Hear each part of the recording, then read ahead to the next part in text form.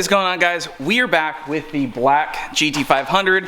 Gotten some street miles in the car, got it broken in. Really haven't ran into too many kinks, but it's now time to get it ready to dyno track test. We got street car takeover coming up next week. We got to get ready. So we have the GT500 up on the lift. This car has this really high ride height in the front, but that is because we had some temporary struts in the front here, and they were just stock S197 struts with some lowering springs. Right here, we have the fresh Kelltrac full front and rear coilover set. These are custom spec coilovers. He has them labeled and assembled. We're gonna be throwing those in the car. We also got a new set of BMR lower control arms and upper control arms because this car had a set of polys. We're gonna go solid. We don't want any bushing, play, or any issues there. So we're gonna get all this stuff thrown in, and of course, we'll be track testing this stuff. So we got Brad. Hi. We also just fixed a dome pressure sensor input issue. We had to track down some wiring diagrams and find a correct 5-volt input. Which is not easy, by the way. Yeah, there's not a lot of diagrams on the Holly. There's a ton of LS guys that post things all over the internet that is just useless information. Holly, it's a little tricky, but we finally found it, got that wired in, and I think we're good to go. We're gonna be just trying to knock this out. So here is all the new parts. Those are the solid, both end adjustable lower control arms, BMR upper control arm mount, and BMR upper control arm two-way adjustable solid deal. Now, the prize right here, these are so sweet. So Kelly assembles these. He also has passenger, driver, and then passenger, driver, your left or right. These are all labeled, these are assembled, these are at ride height. They're preloaded, like this is ready to go, ready to rock. He even has a bump stop in there, which I've never actually seen on these coilovers assembled. They look awesome, and we are double adjustable, so we have compression and rebound adjustments front and rear, and we're gonna be removing the spring from the rear. So we do have a set of strange single adjustables in here. We're gonna be throwing those out of there and finally getting a properly set up. And this is configured for the stick shift, lightweight turbo setup that this car is. So let's get started on the install. I got distracted for 2 seconds. The strut is out. If you guys are interested in picking up some lowering springs and struts, Freedom Parts Outlet, it'll be on there soon. I borrowed it, temporarily borrowed. They didn't lower this car very much because it's a lot lighter than your typical S197.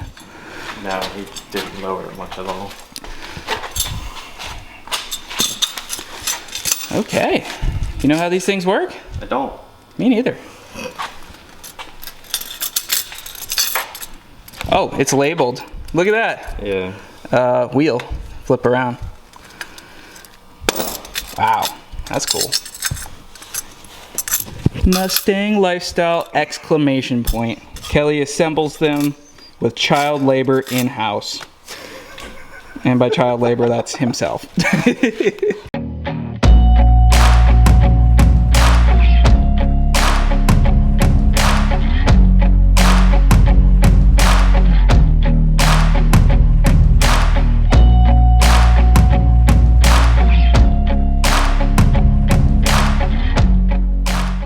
All right, front is installed.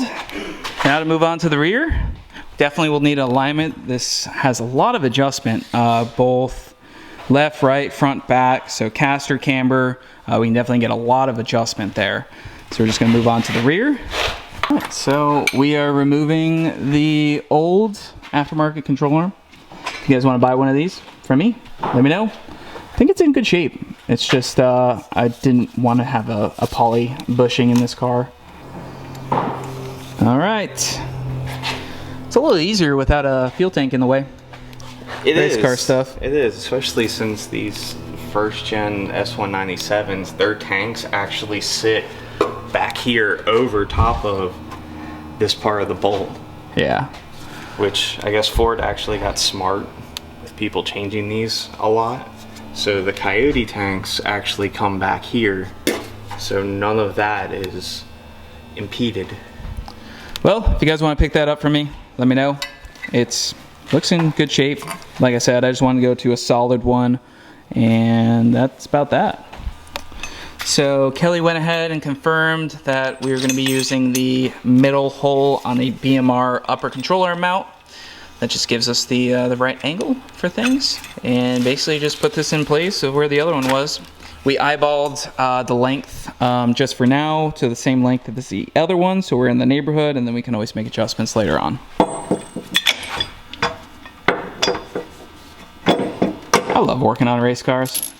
It's like It's so nice much easier. Have all the extra stuff. Yep, I didn't mention this, but there is well, Brad mentioned it, but the large bolt over there, that is from inside the car facing down. I think it's like a large head. Isn't it like a 24 or 27? The Coyote cars are 24.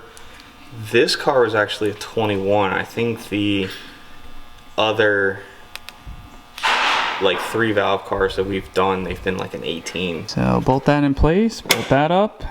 Then we'll move on to the next part, which is going to be lower control arms. We're removing the BMR lowering springs in the rear. We'll be running a one-piece coilover combo. Yeah, they're looking good shape. Yeah, the bushings are really nice. The car really didn't see that many miles other than a quarter mile at a time, so. All right, Toretto. Cody didn't do much street driving after he kind of went full send. So we're gonna do the same thing as the upper control arm. We're just gonna use the fixed lower as a baseline to get the lowers, and then we'll do some measurements later to get everything kind of straight. So just basically eyeball it up to the bolt holes. We also did some measurements on the upper control arm yesterday too, just to make sure it was good. Because sometimes you have to like wiggle it a little bit to get in the car. The rear end will shift or something like that. So once it's on the car, we can also make final adjustments and make sure it's exactly where it was. And then that way later we have the ability to adjust it and get, you know, some different pinion angle and, you know, really make sure the rear end's nice and square. So those are both set. All right, guys, so I had a brain fart yesterday. I bothered Kelly. My brain was like, okay, knobs go on the bottom. Where the heck does this mount to? If you guys know right now, comment it. Because I would assume that most of you guys wouldn't know how this goes.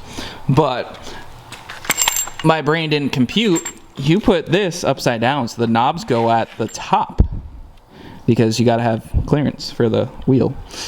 You know, just a little brain fart, but I thought that was interesting. Thought I would note that, because obviously we're going from a divorce spring shock combo to a one piece. So yeah, we'll show you guys that in a little bit.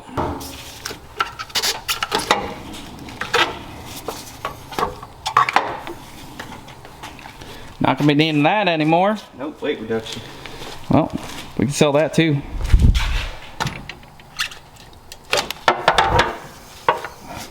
Cody, you forgot a wire.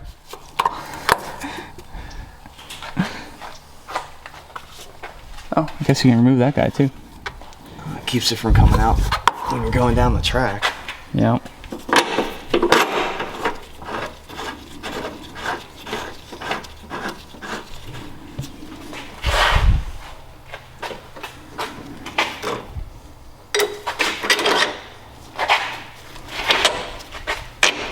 All right, so we got the strange shocks out of the way. We got the Viking. So like I said earlier, this goes in upside down. So this part is the part that goes into the normal shock area, as you can see, just like that. And then down low, it has that, but it's coilover. So we can do ride height adjustments, but Kelly has these pre-assembled, preloaded, basically ready to slap in here. So I'm probably not gonna mess with ride height, but whatever it sits at, it sits at. But these are also spec'd, so driver side, I believe they're spec'd for the weight of the car, because obviously driver on this side, you have the weight over here, and then this car is also pretty dang light, so these things are gonna be sweet. I'm excited for them. Yeah, let's go pop those in there.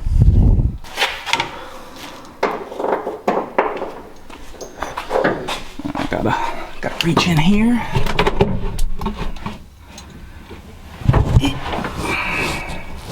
Somewhere over the rainbow. Ah, there that is.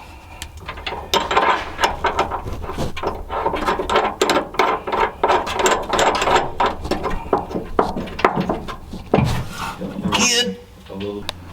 Okay, so the coilovers are mounted. No longer running a spring in there. Their spring is one piece with here.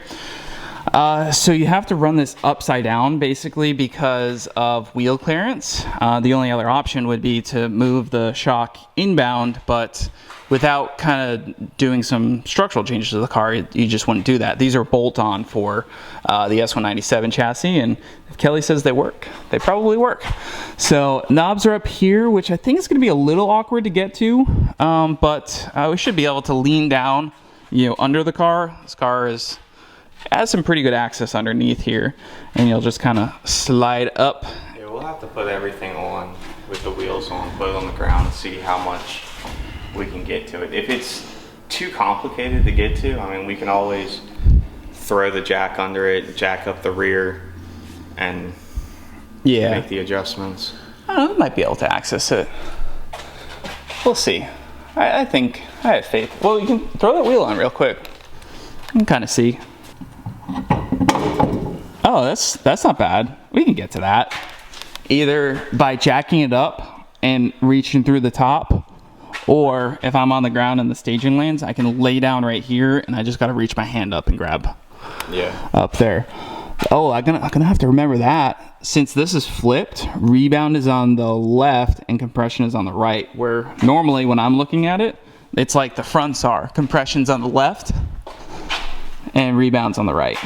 So since I am planning to bring the car to the track tonight, we're gonna go through and bolt check literally everything front to rear, suspension wise, engine wise, anything we can get our hands on. And we're also marking every bolt so we can see every bolt nut, so we can see if they do come loose in the future with the white paint marker. So obviously that lines up with that, and we're doing that basically anywhere we can. Drive shaft bolts as well, as you can see there, just so that we can have some indication when we come to service the car if anything has come loose, because the reality is no matter what Loctite or anything you use, these bolts come loose on a car that makes 1,000 horsepower. They make a lot of vibrations. So we're just going through and double checking literally everything. Brad's moved on down here to the trans. Trans still looks brand new, a T56 Magnum. So while we've been doing our final checks over the car, we got the parachute fully mounted, cable, everything works here. So that's ready to go. Don't know if we'll pull it tonight, but it's there. It probably needs to be repacked because I don't know if Cody ever packed this. So there's a possibility that we probably have to pack it anyways, but it is there. We can pack it at the track if need be. But we found that one of the calipers was leaking, and it's kind of strange. So we actually had a dual caliper, so we have 4 calipers in the back. We've been trying to find a caliper that doesn't leak, and it looks like we're gonna have to rebuild them. It's quite strange. It's leaking from like the body, and we looked at, there's like a O-ring that could be leaking, but yeah, we're gonna try to get these bled out, and hopefully that works, as we basically had 3 calipers now to choose from, and then I guess 1 is directional. So we're trying to switch around, find the best thing that works, and get the brakes bled and working, and then we'll go from there. I don't know if we'll end up keeping the Strange long term, or if we'll go to something like a TBM setup. Yeah, kind of strange. These aren't very old, and they're leaking. So, I mean, I guess that is strange. Such a dad joke.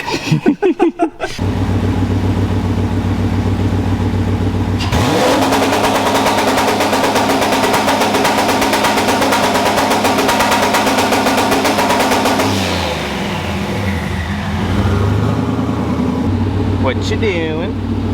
So I'm trying to test dome pressure and make sure that it's working without going crazy with on the street. I think, yeah, we got a target of 8. So, okay, this one's gonna hurt the eardrums. Okay. FYI. But it should build some more boost.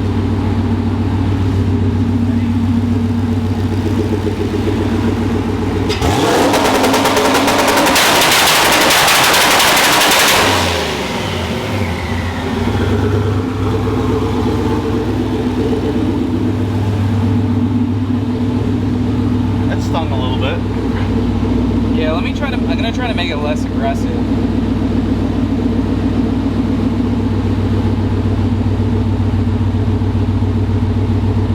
Okay, let's try this.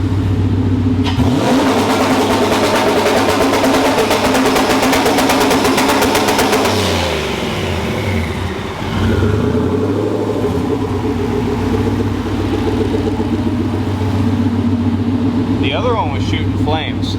Yeah. Are you hitting the boost numbers that you want to, or? No. Alright, let's try this. Okay.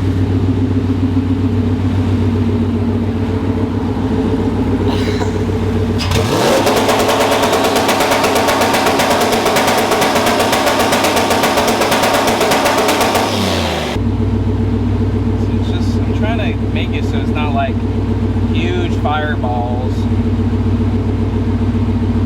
Maybe some. Oh, no, don't add 20 degrees, please.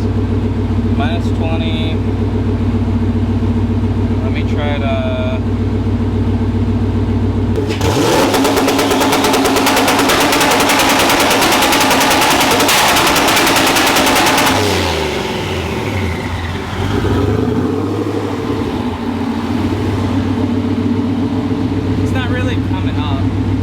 Let me try one more thing. I'm gonna watch the dome pressure.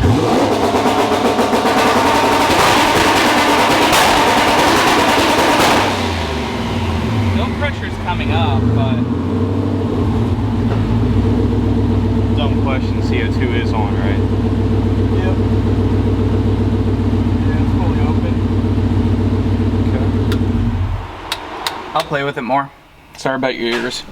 No, it's okay. See, that was less aggressive. There was only little flames there. Yeah, it My still ear. popped. Yeah. I have.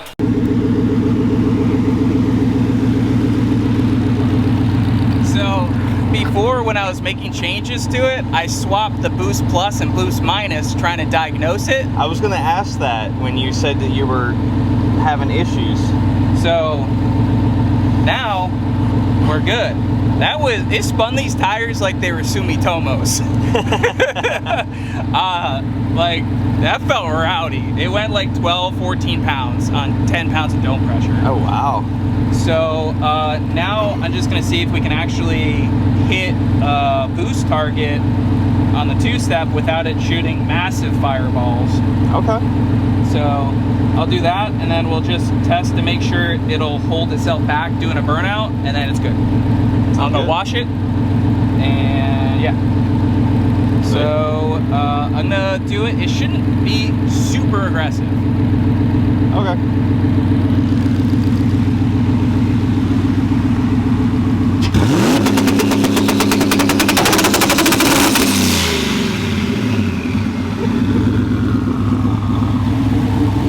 Look at that smile.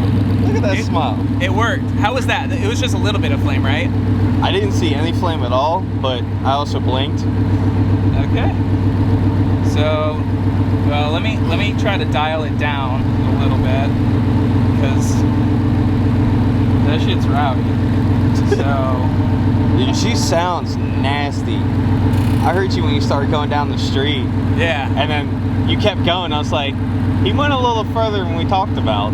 Well, it only hit 4 pounds, and I'm like, that doesn't make any sense. So this should be less boost. Okay. So, let's see.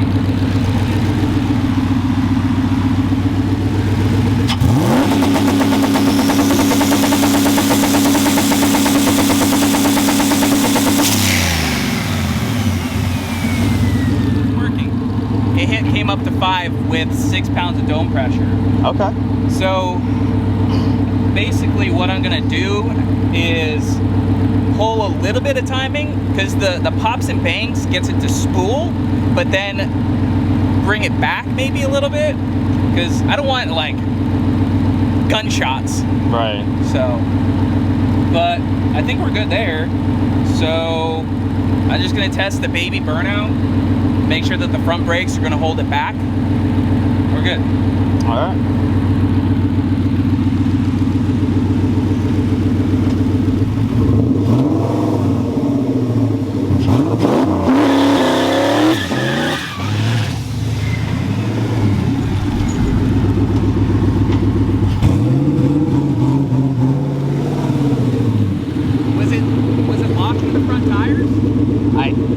up. Super quick wash before we're loaded on the trailer.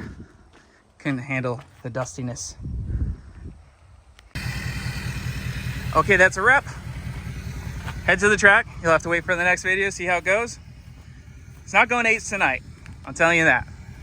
But see how it goes. Hit the like button, comment down below. We'll see you in the next one.